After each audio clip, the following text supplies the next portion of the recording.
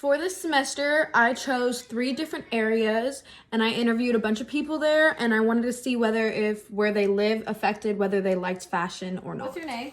Serena Aguilar. Okay.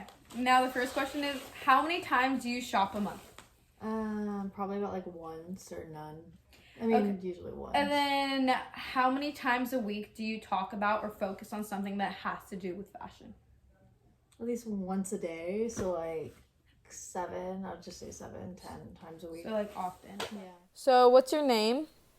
Eden Rosen.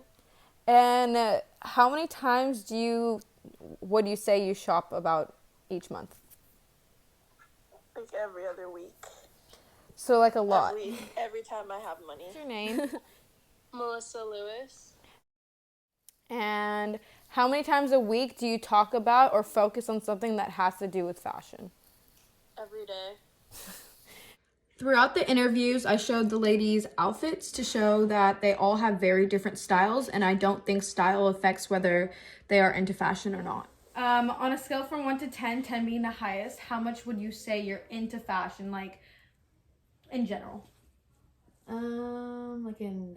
An 8. 9.